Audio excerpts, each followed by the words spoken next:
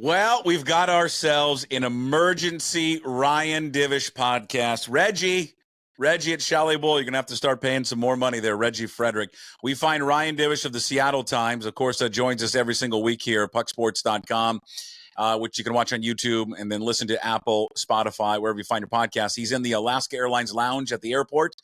He and Adam Jude have the story that has probably broken the internet. While I was away at the Inter Bay Eagles fight and scrap and practice, it came out a little after, or about around 5:30. Jerry Dipoto expected to return as Mariners president in 2025. Divish, catch us up with the very latest. How did we get to this decision? What led to it, and why is he returning? I don't know. Honestly, I'm at a bit of, I wouldn't say a loss, but like, I guess to me, when they fired Scott and then they didn't fire Jerry, then I was like, yeah, well, he's probably coming back. Then when they named Dan the full-time manager, that kind of piqued up my ears a little bit because I was surprised by that. So, I mean, honestly, like the last time and it's funny, like somebody was asking me if they'd ever fired, like they don't remember GMs being fired mid-season. I was like, well, I covered Bavesi being fired, and I covered Jack Smenzik being fired. So to me, it was like, when they didn't fire him then, it was like, okay, we're going to move forward. Because it's like the blame, while everybody's like, they sit there and say, oh, yeah, it's all of our blame. We're all to blame for all this. Well, one person just put his house up for sale, and everybody else is still up there. So it's like, and that's how it works in baseball. The manager always eats it first. But yeah, once they kind of said that, and then just kind of knowing, like, and I mentioned that in the story, just like, well, they held the top level front office meetings in Detroit during that road trip. And those meetings this late in the year are about the offseason, your plans, and how you're going to do stuff, and what you're going to do moving forward. Well, you have to have a leader for that. Jerry was leading those meetings. So to me, it was like, okay. And then pretty confident in my sources about they were comfortable with moving forward with him. They felt like, and look, Jerry Dipoto's done a lot of good things with this organization. Hiring Scott Hunter and revamping their draft process is how they do things in the draft has changed this organization significantly. I mean, the starting rotation that they have, 4 players they drafted. And Luis Castillo that they targeted. Remember, and like give Dipoto credit too. When everybody else was saying, get a hitter, get Brandon Drury, get this and that, they went out and got Castillo. So, he has assembled a quality starting rotation. He has revamped the farm system. He has changed the way they drafted players and acquire players for the better. Look at the farm system rankings, and then there are other aspects of the organization that have gotten better. So you could sit there and say, look, this is why we want to bring him back. He's built this. Nobody has a better working knowledge of this organization. We believe he should move forward. But nobody's saying that. Nobody's saying anything. And I think part of it is just kind of just everything that surrounds Dipoto right now. I mean, like, we mentioned it the other day, but there's no walking back from 54% because there's just a segment of the fan base that won't let it die. And it won't die until they win something more than, 54%. That's, he's left himself in that spot. I mean, do I think, like I've said before, I've said it on here, I understand what he meant. I understand the logic behind it because like he was saying, that's not the goal. That's like the baseline is what you want is 54% over 10 years, because that means you're going to be good sometimes, but that's all people remember. And then, the fans should thank us for being patient, all that other stuff. Like that's going to follow him until they win something. Okay. And so that's the issue. So I know I'm not surprised that they're moving forward with him. I think that, there must be a segment of the ownership group that believes he's the right person, I think maybe they're looking at it as like, this is the way to fix it. So I don't know. I mean, I'm not making a lot of sense here in a lot of ways, but like it's like you can sit there and say he's done a lot of things to put the organization where they're at, and it's still a better team and a better product and a better situation than what I've seen for a long time here. Sure. Sure. I mean, there's no doubt that they're in the 9 years that he's been the GM, president of the organization, there are certainly a lot of positives of what he's been able to do. But the one glaring negativity of it is, well, there's multiple. One, he has zero offensive identity and has shown a zero lack of knowledge or an ability to create an offensive identity. They have failed every single year at that. And every year he's changed his philosophy on it. And every year they've got something different. So, yes, I mean, no one can argue with the pitching. The pitching is unbelievable. But in every offensive move he's made, there is no identity to what they do offensively. There's no really rhyme or reason when they acquire players what they're trying to do offensively. And then now that's just on the field, but the results are the results. I mean, I'm sure there's going to be examples that someone can find that's much smarter and wants to work much harder than I do or you do on this one. I would be hard pressed in any sport to find someone who oversees an organization that has had 9 years and has been to the postseason one time and has had 2 wins that gets another year. I just that's unheard of. That just does not happen. And John Stanton, and here's it, and they have not commented publicly on your reporting and Adam Jude's reporting, Ryan Divish and Adam Jude with the story that Dipoto is coming back to Seattle Times, SeattleTimes.com. They have not publicly commented on it. And you kind of alluded to whether probably not gonna. Here's my thing. What are they scared of? If the ownership group is scared to come out and say, hey, we're bringing him back because we believe in him, then do they really believe in him? If you're scared of it? Yeah, I don't know. I mean, that's the thing is like, if you can't, if you're a top baseball. Stick your chest out and say he's coming back. These are the reasons why he's coming back. Well, that's the thing is like, if, and to be honest, like if you're an owner and you believe that Jerry Dipoto is the person that is going to help you take this franchise to better level, it doesn't matter what the fans. If you believe it, it's your investment. If you believe it, then you should. Look, fans are going to be upset about everything.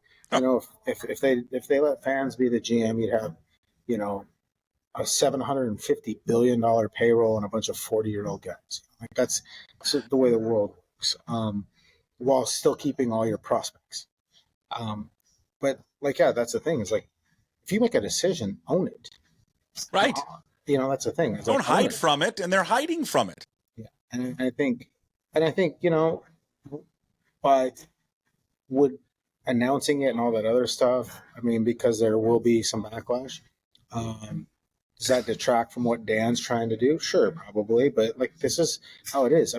Look, because talking with people and trying to get the Mariners to come in, it's like my thinking is this: this is the single most important person in the baseball operations or in the baseball side of things. He's the ultimate decision maker. He shapes and frames the philosophy, the strategy, the trajectory of your organization. If you're going to bring him back for another year after you fired the field manager who'd been here for 9 years, yes, that's news. It doesn't matter when it happens. It doesn't matter if there's 20 games left. It doesn't matter if there's 1 game left, if there's 40 games left. And I get, you don't want it to take away from the team and just trying to still piece something together. But, that you're at this point right now speaks to some of the difficulties you're having as an organization and the perception versus the reality. And the perception is, Ryan, and you know this, you hear from fans, you hear from people all the time, the perception, they're a rudderless ship. You and I talked on Wednesday about this, that, this is a group that held the firing of their manager for 9 years on a Zoom call at home when the press was there. They could have just showed up. Everyone just could have been there. Well, I mean, like that's why I flew back at the crack of dawn, thinking that I was going to have to And drive up then there. the owner, who is the face of the organization, doesn't appear, has no involvement, has no statement. This is again, it's today's announcement, or not even announcement. Today's reporting by you, to me, is just another embarrassing example of John Stanton and this group, because he couldn't show his face when they fired Service, so he lacks leadership. And then he can't even go on the record today. They can't even put a statement out that the owner of the Mariners, Jerry Dipoto, all you got to do is this. Hey, the Puckett crisis firm. It's real easy. Jerry Dipoto is coming back next season. While this season right now has been disappointed, we still have games remaining. But we believe in Jerry Dipoto, and I believe in the system that he and his staff have put together. I know some fans will not agree with this, and it will not be a favorable look from some.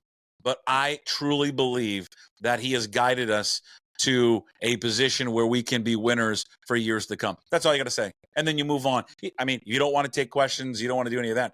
You got to have something, because they have this reputation of just like not ever being present for stuff like this. And then the other thing too, Ryan, and you and Adam and Kramer and everyone who covers the team on a daily basis, Shannon, and things like this, that you would want to know, I would assume, would be the question from John Stanton. And maybe at the end of the year, he'll answer this and have a press conference. Why? Why did he earn a 10th year? That's what everybody wants to know. And you know what? Mariner fans who put up with this since 1977, year in and year out, of losing and underperforming every single year, I think are warranted to hear from the owner why. Why is he back? And, you don't get it. And I just think it speaks volumes, how they conduct themselves. Yeah, I mean, like it was like on the day that Dan got hired, Stanton was there. He was walking around. I talked to him. John and I get along. I like John. I mean, he's always been really friendly with me. I wrote a big story on him and everything else. But like, I don't necessarily always agree with how they do stuff, and I don't know that it's always just him. There's a group, and like they are adamant to me that, hey, this is nobody in the ownership group leaked the Jerry stuff. It wasn't anybody in the ownership group. Okay, well, I'd heard from sources that I trust that they think it's somebody within the group.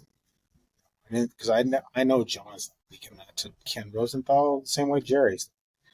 But like, so like they don't, they're adamant. That's fine, okay. But like, then what we don't deal with is a lot. You're right. They're not out there. They don't deal with a lot of transparency. I mean, it was kind of the knock on Howard Lincoln that he wasn't around a lot, and then Chuck Armstrong was around a lot, but then they Chuck was going to say half the time. So like I just think in this day and age of how fans think and fans operate, you have to have a little more transparency. It's like their policy on contracts for their employees. It's all well and good for the folks in the PR department or somebody in the business side, but on your main guys, these are public figures. Mm-hmm. You should have at least what the years are. If you don't want to give the money out, fine, but you better have the years. People should know how long these guys are signed up for and why. I mean, like it's like, because it's not like and granted, like with an organization, with any professional team, for the most part, because the Mariners don't pay a lot of money, they can fire anybody. Like, look, if the Mariners lose the next 20 games in a row and Jerry gives the double bird to fans and creates a Twitter account, just starts MFing them and says, I know more than you, I don't care. That would be fantastic, by the way, if he did. If he had some type of alternate burner account. Well, no, if he just like went like on pro wrestling, the full heel turn, and just you Michael Douglas and falling down. Yeah, just like, yeah. I mean, then they might fire him. I mean, they could anyways if they really wanted to, but like it's not. That would be a less prudent decision than like extending him, don't you think? Like, we're gonna wait, like either they are or they aren't. But here's what 50-50 to me. Like either you are or you aren't. Are you who you want, or you're not who you want? But who are they? Like, I know what they do pitching wise, okay, But what are they offensively? It's been the same story every year with them. And yet, as you and Adam report in the Seattle Times, Justin Hollander comes back. It seems like all top members of the baseball operations come back. This is the group that hasn't been able to put an offense together. Why should anyone be confident that they can do it in year 10? And you and I talked about this on Wednesday. And I'm telling you, this is what's going to happen when he talks for the first time. If he gets up there at the podium and starts talking about the next wave of prospects that are coming up, I'm gonna ram my head through the computer. Because that's what he's going to do. He's going to talk about Cole. He's going to talk about Emerson. He's going to talk about Young and Harry Ford and Lazaro. Was it Lazaro Montez? Yeah. Lazaro. He's going to talk about him and all these guys. Oh, this was. You watch it. It's going to be because they do this. They move the goalposts every single year. And the next moving of the goalpost is going to be, well, wait for this next wave that's coming. Who's coming next year? Who? No one's coming next year. Who's most ready? Young? Mid-season? Maybe from the hitting side, there's a couple of pitchers that are pretty good. But they're fine with pitchers. I'm talking about hitting. Who are the positional players that are gonna almost be here? Young is close, but what is he? Maybe if all things go well, you tell me, you know better than I do. Mid-season? Yeah, maybe. Okay. Harry Ford? Yeah, maybe. I mean, but like you got to play him every day. So like, how are you going to do that? Yeah, where's he going to play? Okay, now Emerson and why do I keep blanking on the other guy? On Alvarez. Montez. Those guys, they're not close. No, and then the Farmelo kid who was probably moving up quick towards ACL. So save me this next wave that's coming. And that's the other thing, though, Ryan. Who knows if they're any good? Yeah. They're good in the minors. I mean, Nick Franklin and Brad Miller are members in the minors. So Brad Miller's all turn into decent players. Yeah, but they're not cornerstone players like some want to build this group coming up. I mean, there's just no assurances that they're going to be any good.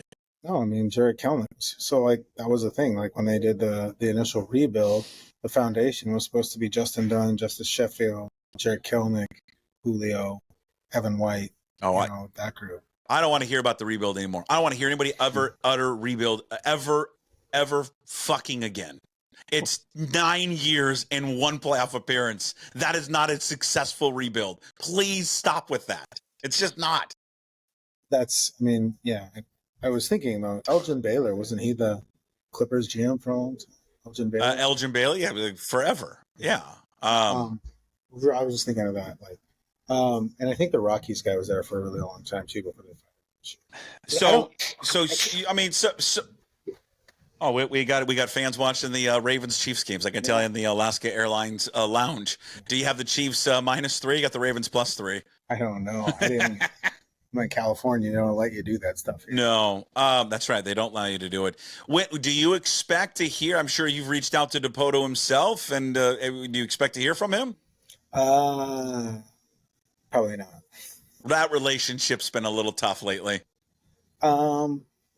Yeah, I don't know. He was in Oakland. I mean, I got him to say so. I asked him about Troy Taylor really quickly, but I mean, I don't know that I'm his favorite person, but that's a month-to-month thing. I usually go in streaks like that. Oh, that's good. So, that's your girlfriend's the same way, probably. Yeah, but this is like I was kind of because like you're trying to like, and I don't expect the Mariners to see it from our side, and sure. In a lot of ways I understand where the Mariners come from. Like nothing good right now comes from like announcing it.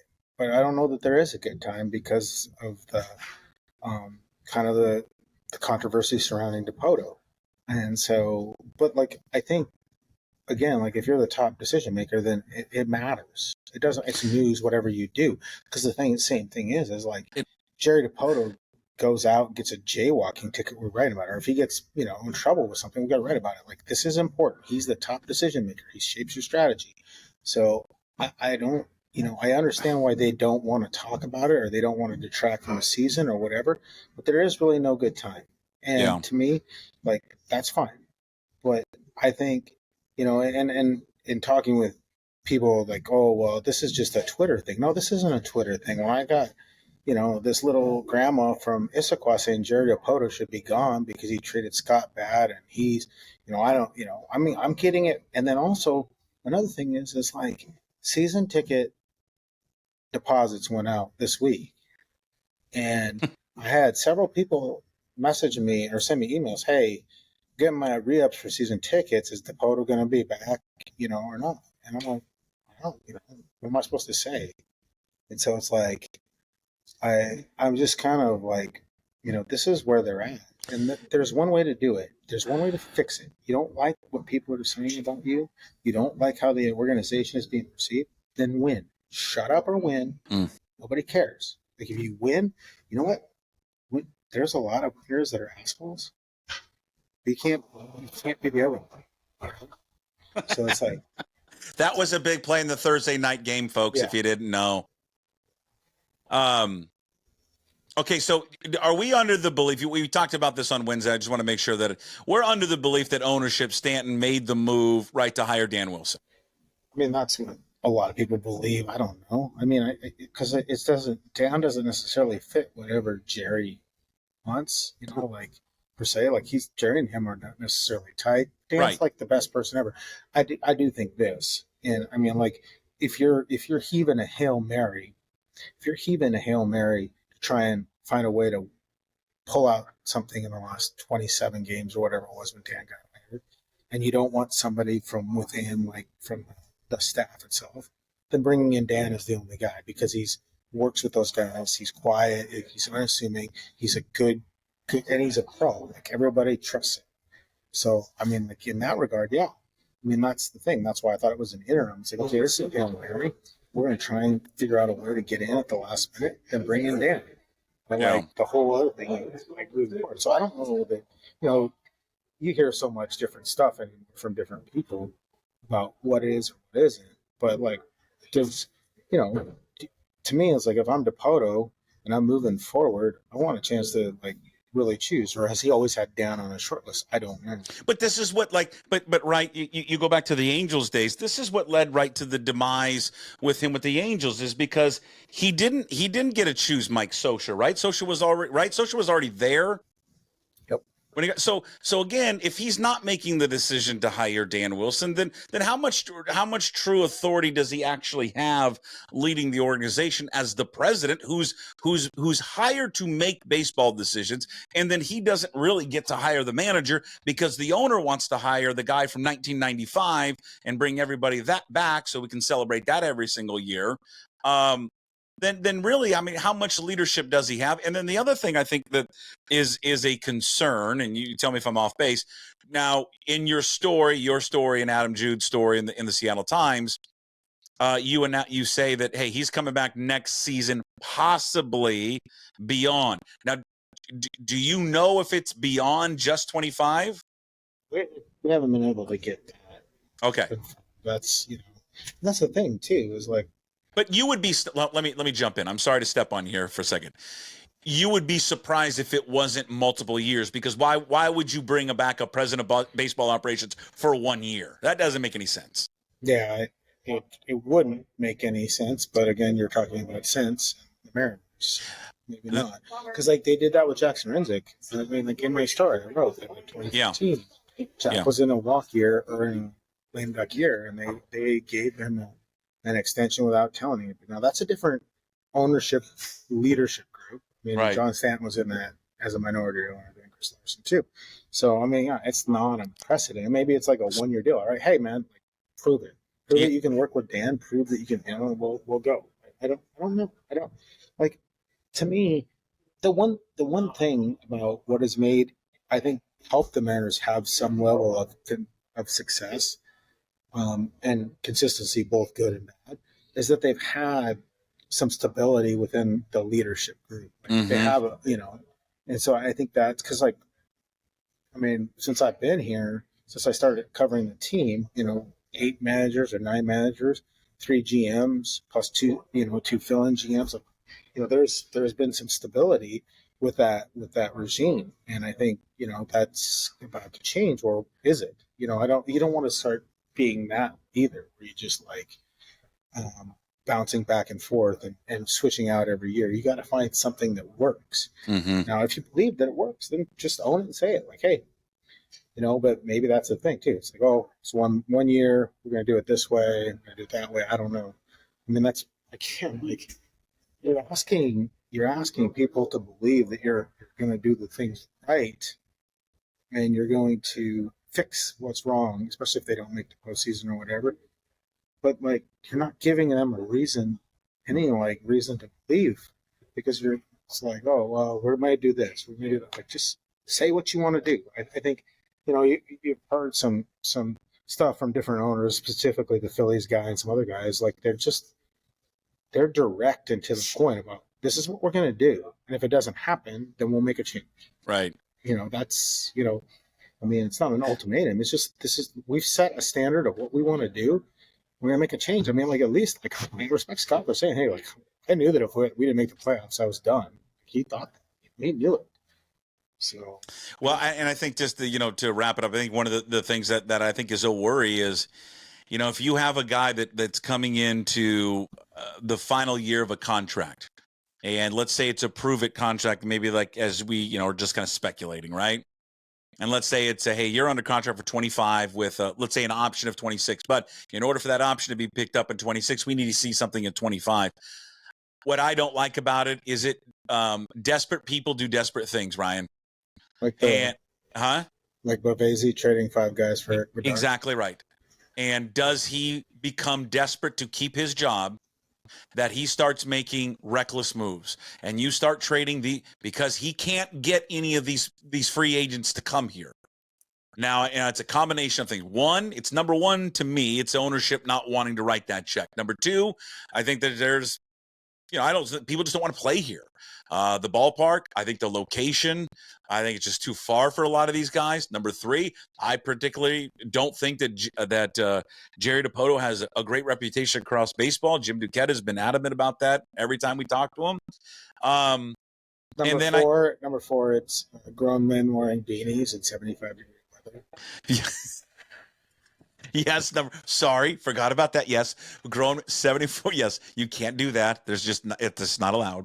And you start, if you aren't going to get free agents and then start trading, I get Castillo, but you start trading Logan Gilbert and some of these other guys, these talented guys, you could really do a lot of harm to your franchise in order to do something to save your job. And that's scary to me, because this, and we talked about it this week. There's no money to spend. They've got nothing, because they cut payroll last year, and then they've got so many guys coming up this year that have to get paid arbitration.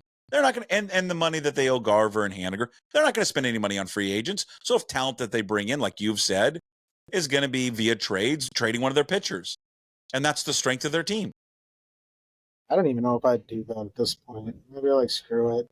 Let's just bring back the same pitchers and hope that it's better luck. Yeah, the hitters get touched by the hand of God or something. Okay. I don't know.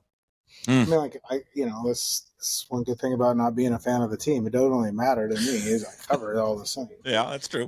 I understand where fans are coming from, and to me, it's like, it's just all stuff. Different stuff.